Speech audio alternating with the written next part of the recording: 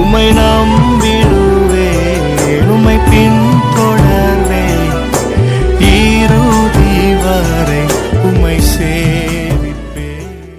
யாக்கோபின் குடும்பம் அந்நிய பாஷைக்காரரான ஜனத்திலிருந்து புறப்பட்ட போது, ஹல்லேலூயா, யூதா அவருக்கு பரிசுத்த ஸ்தானமும் இஸ்ரவேல் அவருக்கு ராஜ்யமும் ஆயிற்று என்று சொல்லி நம்ம இப்போ வாசித்தோம். யூதா என்றாலே என்ன தெய்வ பிள்ளைகளே?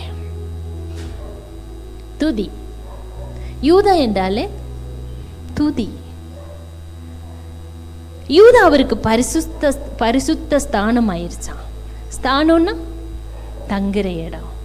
தெய்வ பிள்ளைகளே, தேவன் வசிக்கிற இடமா யூதாவையும் அந்த ஜனத்தை ஒரு மனுஷன் கர்த்தரை இடைவிடாமல் துதிப்பா என்று சொன்னா யூதாண்டா துதின்னு பார்த்தோம். நம்ம இடைவிடாமல் கர்த்தரை துதித்து கொண்டே இருப்போம்டா கர்த்தர் நிச்சயமா நமக்குள் வந்து நம்மில் வாசம் பண்ணுவாராம். ஹல்லேலூயா. இந்த நாள் நம்ம ஆலயத்தில் வந்திருக்கிறோம், கர்த்தருக்கு முன்பதாக வந்திருக்கிறோம்.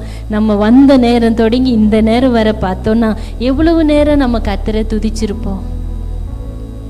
இடைவிடாமல் நம்ம கர்த்தரை துதிக்கணுமா? நம் கர்த்தரை துதிச்சுட்டே இருப்போம்னு சொன்னா கர்த்தர் நமக்குள்ளே எப்பொழுதும் என்ன செய்வாங்களாம்? வாசம் பண்ணிட்டே இருப்பாங்களாம். நம்முடைய தேவனுடைய பேரை துதிகளின் மத்தியில் வாசம் பண்ணுகிறவர். அப்படித்தானே? அவர் துதிக்க துதிக்க அவருக்கு ரொம்ப சந்தோஷமா இருக்குமா? அவர் நம்மள வந்து வாசம் பண்ணுவாரா? எனக்கு ஒரு அனுபவம் உண்டு. எப்படின்னா, என்னுடைய அண்ணன் ரட்சிக்கப்பட்ட நாட்கள் எல்லாம் அவங்க அபிஷேகம் பெறல. முத எங்கள் வீட்டில் அபிஷேகம் பெற்றதே நான் தான். நான் ஸ்கூலில் காலேஜில் படிக்கும் போது நர்சிங் படிக்கிறப்போ ஃபஸ்ட் இயர்லேயே நான் அபிஷேகம் பெற்றேன். அப்போது நான் அண்ணன் ரட்சிக்கப்பட்டு வந்தப்போ குமார் பாஸ்டர் அந்த எப்பவுமே இடைவிடாமல் எப்போ பார்த்தாலும் அவங்க வாய் இப்படி இப்படியே செஞ்சுட்டே இருக்கும். எப்பவுமே ஜெபிச்சுட்டே இருப்பாங்க. இப்போ இப்படி முணங்குற போலே இருக்கும். ஆனால் இடைவிடாமல் ஸ்தோத்திரம் சொல்லுவாங்க. அப்போ என்கிட்ட அடிக்கடி கேட்பாங்க, சின்னவ எப்படி அபிஷேகம் பெறுறது? ஆண்டவரை துதிச்சுட்டே இருக்கணுன்னே, அப்போ அபிஷேகம் பெற்றலாம். நீ எப்படி அபிஷேகம் பெற்ற?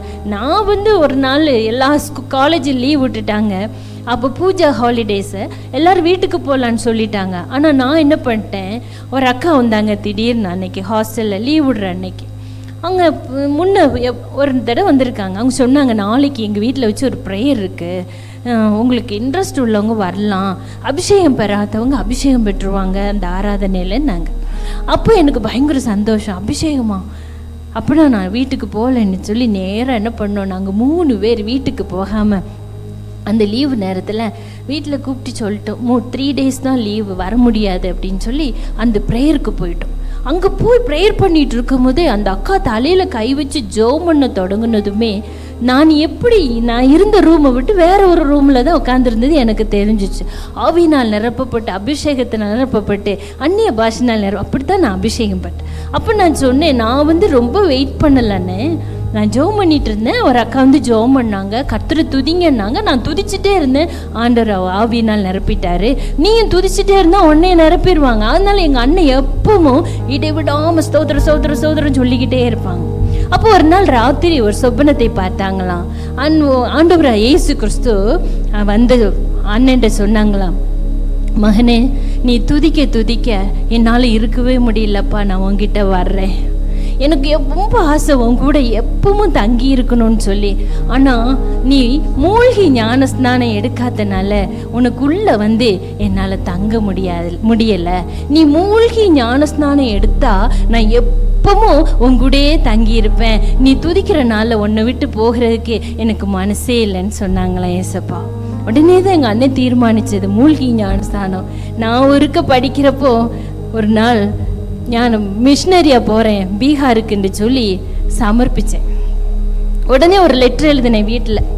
ஒட்டஞ்சத்திரத்தில் படிச்சுட்டு இருக்கப்போ, நான் மூழ்கி ஞானஸ்தானம் எடுக்கணும், நான் மிஷினரியாக போகிறதுக்கு ஒப்பு கொடுத்துருக்கேன். உடனே எங்கள் அண்ணன், அப்போல்லாம் லெட்ரு தானே, ஃபோன் எல்லாம் இல்லைல்ல, எங்கள் அண்ணன் உடனே ஒரு லெட்ரு எழுதிட்டாங்க.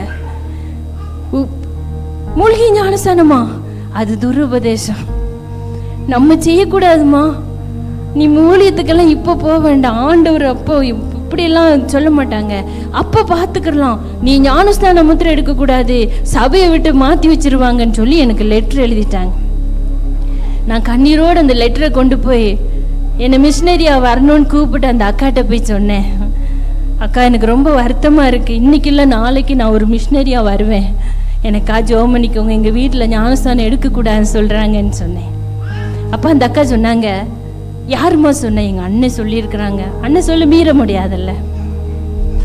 அவங்க சொன்ன ஒரே வார்த்தை, அவங்க தான் அவங்க வீட்டில் முதல்ல ஞானஸ்தானம் எடுப்பாங்க. யார் ஒன்று ஞானஸ்தானம் எடுக்கக்கூடாதுன்னு தடை பண்ணுறாங்களோ அவங்க தான் முதல்ல எடுப்பாங்கன்னு அந்த அக்கா சொல்லியிருந்தாங்க. ஆனால் தெய்வ பிள்ளைகளை உண்மையாக பார்த்தா எங்கள் வீட்டில் மொத மூழ்கி ஞானஸ்தானம் எடுத்தது எங்கள் மூத்த அண்ணன் தான், குமார் பாஸ்டர் தான் எடுத்தாங்க. அல்லேலூயா. அப்போ ஆண்டவர் எவ்வளவு நல்லவர் பாருங்க. அன்னைக்கு நான் சமர்ப்பித்தேன், ஆனால் கர்த்தர் இன்னைக்கு ஒரு ஒளிய காரியம் நிறுத்திச்சுக்காங்க. தெய்வ பிள்ளைகள், நம்முடைய ஆண்டவர் நல்லவர். நம்ம துதிக்க அவர் நமக்குள்ள வந்து வாசம் பண்ணுவார். எத்தனை பேர் உள்ளத்துல கர்த்தர் வாசம் பண்றாங்க. ஞானஸ்நானம் மூழ்கி எடுக்காதவங்க எல்லாம் நினைச்சுக்கிறணும், சீக்கிரம் ஞானஸ்நானம் எடுக்கணும், கர்த்தரோடு சேரணும். அப்ப என்றென்றைக்குமா கர்த்தர் என்ன செய்வாங்க? உங்களுக்குள் தங்கி உங்களுக்குள் உள்ளாவி உங்கள் தேவனாய் இருப்பாங்க, நம்முடைய தேவனாய் இருப்பாங்க. அல்லேலூயா. சந்தோஷமுள்ள தெய்வ பிள்ளைகள் கரங்களை உயர்த்தி கர்த்தருக்கு மகிமை செலுத்தலாமா? அப்பா, என்னையும் ஒரு துதிக்கிற பிள்ளையா மாற்றுங்கப்பா. நான் எப்பொழுதும் இடைவிடாமலும் துதிக்கணும், உம்முடைய அன்பின் பிரசன்னத்துக்குள்ள நான் எப்பொழுதும் இருக்கணும் என்று சொல்லி வாஞ்சிக்கிற தெய்வ பிள்ளைகள் கரங்களை தட்டி கர்த்தருக்கு மகிமை செலுத்தலாமா?